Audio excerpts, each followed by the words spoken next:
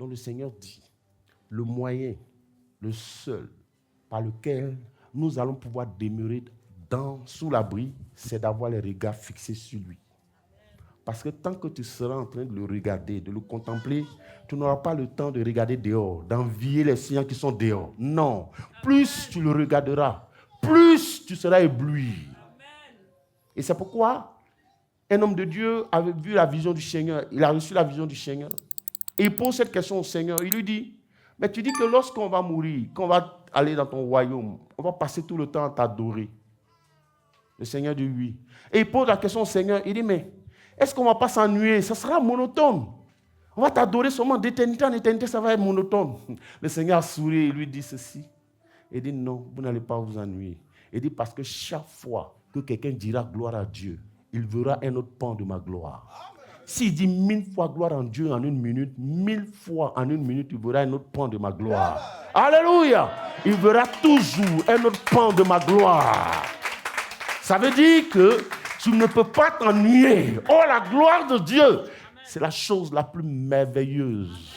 Ah! Donc tu n'auras pas le temps de t'ennuyer. Et tu vas toujours adorer. Il est Dieu. Si tu es capable de le dire 1000 fois en une seconde, 1000 fois en une seconde, tu vas voir un autre pan de sa gloire.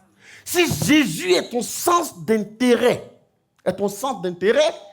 il est la priorité de ta vie et que tes yeux sont sur lui, tes yeux n'ont pas le temps de se promener ailleurs. Si tu es accroché au Christ, parce qu'en lui, nous avons tout pleinement.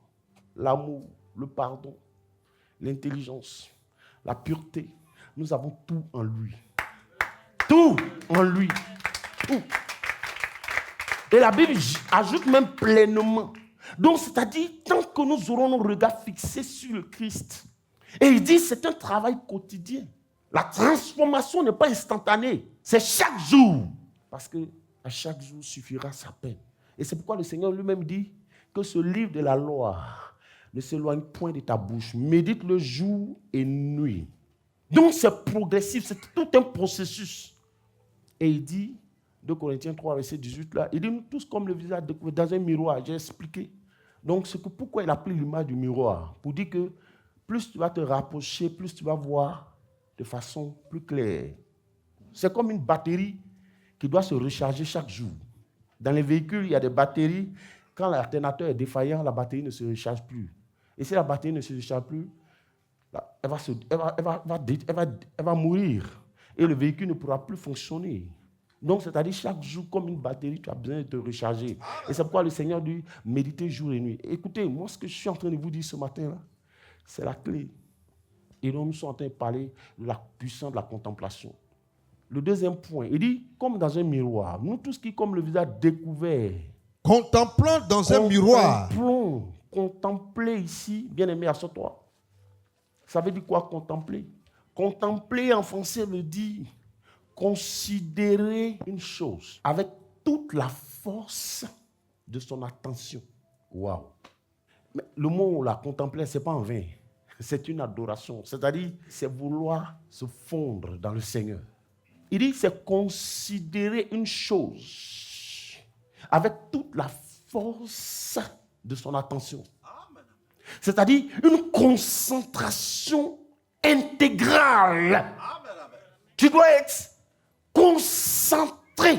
C'est-à-dire le Seigneur doit être captivé toute ton attention. Il doit être tout ton centre d'intérêt. Vous savez, les chrétiens, on a des sérieux problèmes. C'est ça qu'on appelle les bénédictions éternelles. Parce que si tu as ça là, tu es béni éternellement. Mais les chrétiens, ils n'aiment pas les choses comme ça. Ils aiment le chaud. Si tout ce matin, toutes les chaises commençaient à voler, ils allaient être contents comme ça. Et puis après, quand les chaises finissent de s'envoler, leur vie ne change jamais. Parce qu'ils aiment le spectacle. Ils aiment le one-man show. Et pendant des années, leur vie reste la même. Ils disent, ici, là, ça ne chauffe plus, on va aller ailleurs. Et ils vont de show en show. Jusqu'à ce qu'ils tombent sur des marabouts, des sorciers, des gens qui vont contracter avec des démons marins pour les envoûter, les ensorceler. J'ai vu d'autres même, ils jouent au ballon, ils font comme ça.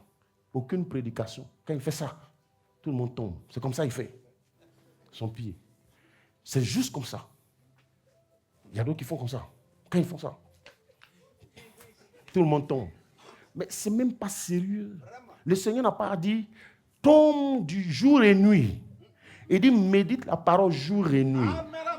Parce que ma parole est éternelle. Et c'est elle qui bâtit. Parce que quand Satan s'est présenté à Jésus dans le désert, il n'a pas eu coup de poing. Il n'a pas eu onction qui s'est manifestée là-bas. C'était un combat juridique.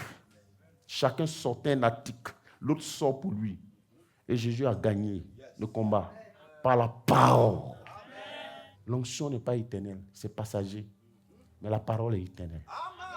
Et d'ailleurs, ce que tu dois savoir, c'est que la puissance se trouve dans la parole. Dieu confirme et atteste la parole. Donc, si tu ne reçois pas ces choses, si tu ne pries pas pour que le Seigneur te permette de recevoir ça, de capter ça, de comprendre ça, là, tu vas te balader toute ta vie. Parce que Dieu dit demeurer. C'est ce qu'il a dit.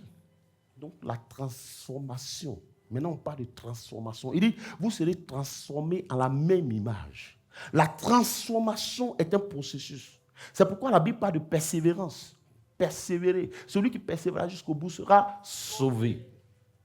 On persévérer là. Pouvoir persévérer, c'est d'avoir les regards fixés sur le Christ. Plus le regard, plus les écailles tombent de tes yeux. Le mensonge se dissipe. La peur se dissipe. Tu es rempli de force, tu es rempli d'assurance et tu es rempli de foi. Parce que celui qui a fait la promesse est fidèle. C'est la clé du succès. C'est d'avoir les regards fixés sur le Christ.